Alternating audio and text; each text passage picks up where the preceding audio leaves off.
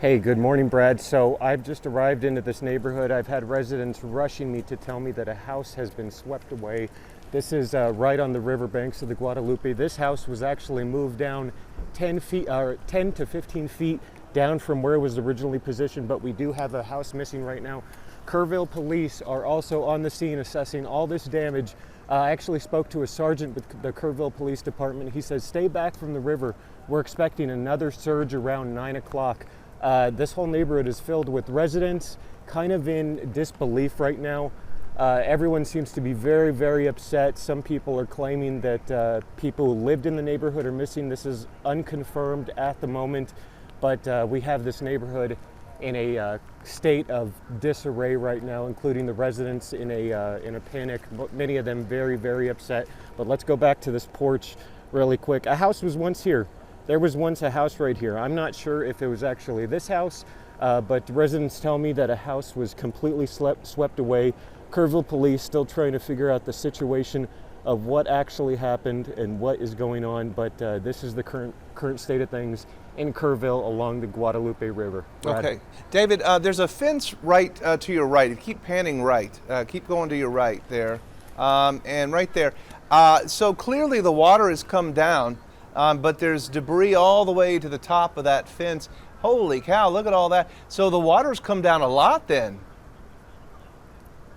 It looks like maybe the water had rushed up. I was actually looking at the scene from the other side of the river. I couldn't tell how extreme the damage was over here, but this little neighborhood right alongside the Guadalupe has seemed to taken the full extent of damage over here. I mean, imagine the force it takes to move a house 10 to 15 feet down the way and completely sweep up a house. It's absolutely incredible, the force.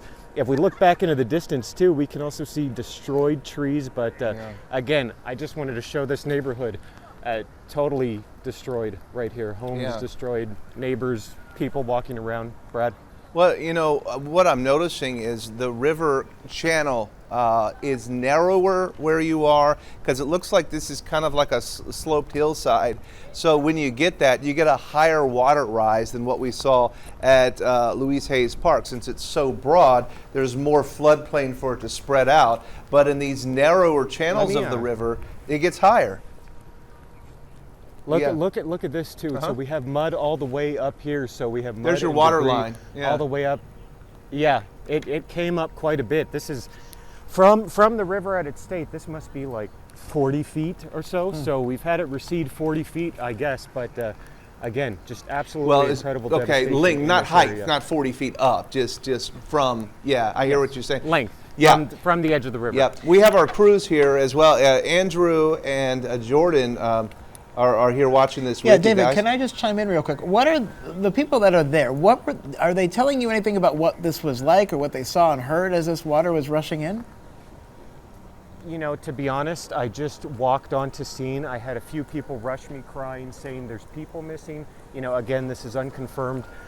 Literally, I've been here about 5 minutes before my shot went hot. Just enough time to talk to a police sergeant, try to get some information confirmed. But I haven't heard too much else. We don't know if that blue house was originally connected to that porch, right? Or if it was just moved down the way. Yeah. So they told me that this house has actually moved 15 feet down from where it was originally stationed. David, can you go over there and talk to that guy? It could be.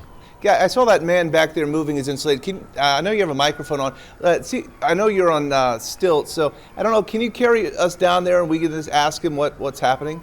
If this is his house? This gentleman right let's go right to him. Let's go up. He's soaking wet. Let's see. And he's going to be a little bit of a crude shot here, but this is breaking news. This is obviously a very intense situation. We're on this neighborhood, this community. Excuse me, sir. Yep. Was this your home? What actually happened here with your home? Well, we kind of heard a couple thumps in sleep, and then my wife said, "Hey, there's a flood," and we looked out the back, and there was pretty much like a river going by. Then we came to the front, and the water started to rise very rapidly.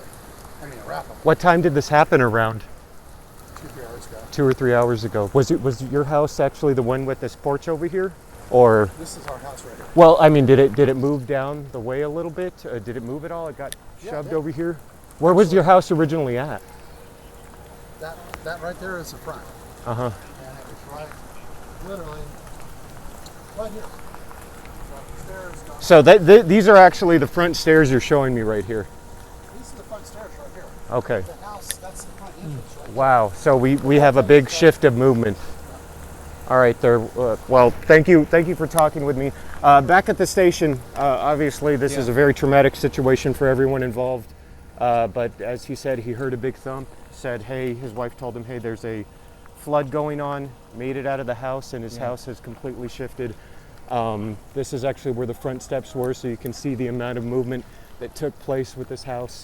This man has just lost his house, and it's a obvious tragedy what's happening over here in this neighborhood. Back to you. Gentlemen on this day, soaking wet on Independence Day, wearing a T-shirt saying no to cancer. And yeah, very difficult, you guys. Andrew, David, Jordan. can you go back? There was a car that looked like it was by the house next door to this blue one. Does it appear to you that car got swept up right there? It looks like it's been swept up and moved down. I believe if I move my camera over here a little bit, we can probably see its back wheels completely suspended in the air. So it you know, I don't want to say 100% that it was swept up. Someone could have reversed, but if I'm looking at it and using common sense, I would say yes, this car has been swept up and pushed onto this awning of this house in this neighborhood. So extreme. We have police setting up police tape. Obviously want me to stay away from hazardous things, but I will be sure to update you with what else I can learn on this situation. And All right. I will also let you know the report of another water rise. Somebody said that they're expecting 9 o'clock. That I can't confirm that. I think the water is still going to keep going down based on the rain and where the river gauges are right now. So it doesn't look like a new water rise is on the way, unless there is some sort of structure upstream, a dam or whatnot, that has damage to it. But obviously, anywhere along and near the river right now is not safe. All right, David Mendoza, thank you very much. I know you've got another thing to do, so we'll check in with you in just a little bit. But you were just taking a live look there, right on the riverbanks there. Just devastation. Houses have moved 10, 15 feet, potentially cars swept away as well. The water, as you saw, has come down. But now, you're starting to see the real impact of 10 inches of rain in 4 hours while folks were sleeping. Woken up in the middle of the night with flooding, and their houses moved 10, 15 feet. And we'll continue to keep you updated on this. We're going to take a quick break. We'll come right back, let you know what's going on out in Kerrville, and then with your weather here in San Antonio as well.